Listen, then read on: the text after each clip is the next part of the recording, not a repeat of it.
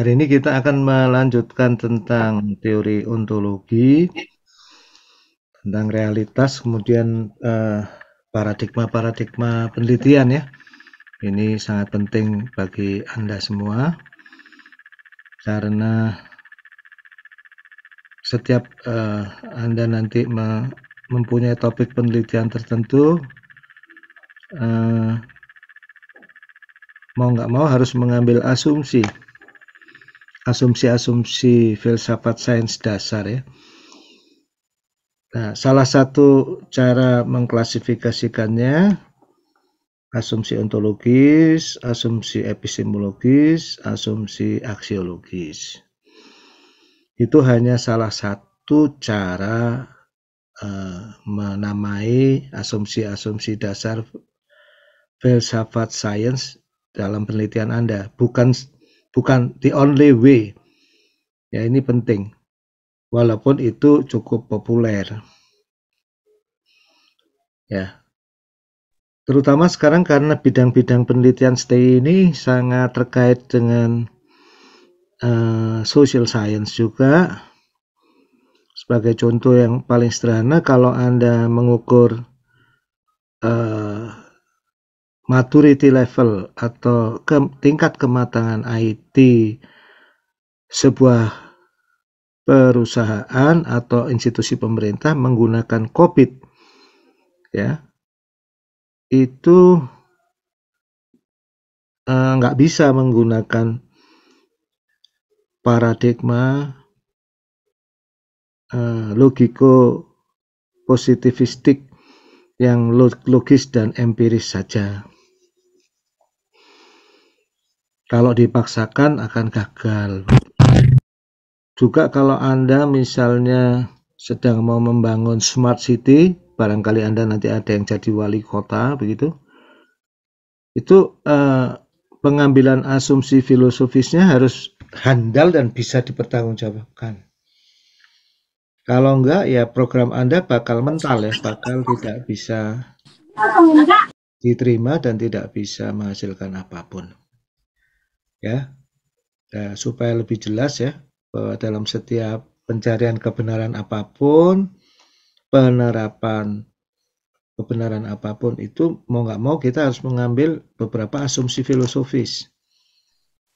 Setidaknya kita ambil satu kerangka dulu, ontologi, epistemologi, aksiologi. Nah, hari ini kita akan mencoba mengkaji hal itu. Bersama kita ada narasumber Bapak Agus Germanto. Ini seorang praktisi filsafat sains yang sangat aktif, ya, sangat jenius dalam hal ini. Saya minta khusus, saya undang khusus ya, untuk memberikan berbagi kepada Anda ya. Nah, Anda bisa juga nanti diskusi macam-macam. Pak Agus ini sangat menguasai filsafat yang sangat luas ya. Beliau sudah mengkhatamkan dan menulis buku-buku tentang Immanuel Kant, Heidegger. Bahkan beliau juga akrab dengan filsafat sains yang mutakhir seperti Hilary Putnam. Ini nama-nama filsafat sains yang sudah abad 21 ya. Beliau memang sangat fokus dalam bidang penelitian ini. Jadi tolong dimanfaatkan semaksimal mungkin ya. Kita biasa sampai sekitar jam 9, tapi jam 8 nanti Profesor Yusef Rosmansyah akan berkenan sedikit memberikan break ya, dan mungkin menjelaskan ke Anda semua ya, mulai sekarang ini kehadiran Anda yang paling penting bukan kehadiran fisik, tapi intellectual presence ya. Yang penting Anda itu secara intelektual hadir di dalam kuliah ini. Kita nggak terlalu peduli dengan kehadiran fisik ya. Tapi yang disebut hadir kuliah itu ya secara intelektual presence. Nah, itu gampangnya ya Anda apakah memahami dengan baik apa yang diajarkan hari ini, tapi nanti akan dijelaskan ya oleh Pak Yusef ya. Jadi mulai sekarang kita nggak akan ada lagi absen dalam SIX ya, tapi kita geser ke EduNext. Demikian juga dengan tugas-tugas semua, nanti Anda harus fokus ke EduNext ya, yang masih ada masalah dalam akunnya. Silahkan ke Pak Yusef Rusmansyah, lewat saya juga nggak apa-apa nanti ya, atau admin beliau ya. Demikian mungkin pengantar dari saya, kami persilahkan Pak Agus Ngermanto untuk memulai. Assalamualaikum warahmatullahi wabarakatuh. Waalaikumsalam warahmatullahi. Terima kasih Pak Dimitri. Assalamualaikum warahmatullahi wabarakatuh. Selamat pagi. Waalaikumsalam warahmatullahi wabarakatuh. Pagi Pak. Terima kasih Bapak Ibu sekalian. Sekali lagi terima kasih juga kepada Pak Dimitri. Pada kesempatan pagi ini saya mendapat bagian untuk mendiskusikan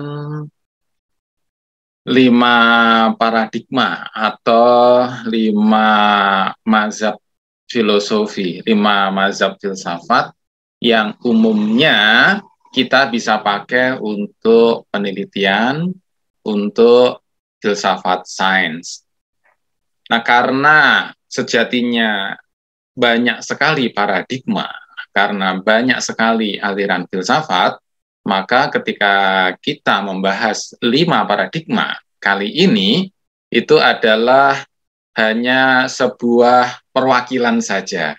Jadi Bapak Ibu nanti karena ini hanya sebuah perwakilan, sebuah contoh, meskipun ini mewakili untuk keseluruhan, nanti Bapak Ibu boleh untuk bertanya, untuk berdiskusi, untuk berdialog dengan saya, dengan Pak Dimitri, dan kita sama-sama bisa berdialog, sehingga biar lebih lengkap ya apa yang kita diskusikan dan lebih detail. Seperti Pak Dimitri tadi sampaikan bahwa filsafat sains ini sampai abad 21 terus berkembang, Bapak Ibu sekalian. Jadi apa yang kita bahas ini adalah suatu paradigma yang saat ini pun terus berubah. Jadi ada pembaharuan terus, ada pembaharuan terus. Nah, saya mohon izin untuk share screen.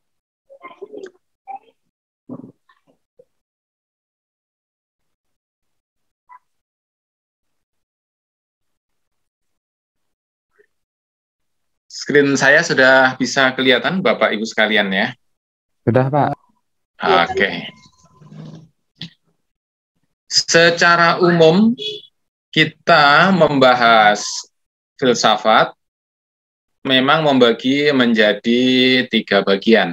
Yang pertama adalah ontologi, yaitu membahas yang paling dasar, realitas paling fundamental. Jadi ontologi itu kira-kira adalah studi, kajian being sebagai being, wujud sebagai wujud, realitas sebagai realitas itu sendiri. Itu seperti apa? Nah, kita akan melihat nanti dari 5 filsafat sains ya, 5 paradigma filsafat sains. Kemudian yang kedua epistemologi, yaitu sains tentang sains, kira-kira gitu ya, ilmu tentang ilmu. Jadi apa yang disebut dengan pengetahuan, bagaimana kita bisa memperoleh pengetahuan itu, dan apa pengetahuan yang benar dan apa pengetahuan yang salah, itu di epistemologi. Jadi epistemologi itu bisa kita bilang pengetahuan tentang pengetahuan atau filsafat pengetahuan. Dan yang ketiga, aksiologi adalah filsafat tentang etika, tentang value, tentang aksi ya, tentang apa yang bisa kita lakukan ketika kita mengkaji filsafat. Jadi kalau kita mengkaji sains, maka sains itu sebenarnya bisa bermanfaat untuk apa saja, dan kemudian juga bisa beresiko apa saja, itu ada di aksiologi. Apa itu yang dianggap baik, apa itu yang dianggap buruk, apa itu dianggap benar, apa itu dianggap salah, apa itu dianggap bagus, nah itu juga ada aksiologi. Nah, etika banyak sekali kita bahas di aksiologi. Untuk Bapak Ibu sekalian, karena nanti akan banyak penelitian, maka kita juga akan mencoba menerapkan semuanya ini nanti, ontologi, epistemologi, dan aksiologi, dengan 5 aliran filsafat itu untuk metode penelitian. Beberapa contoh typical method akan kita bahas juga. Dan kita akan mencoba mengambil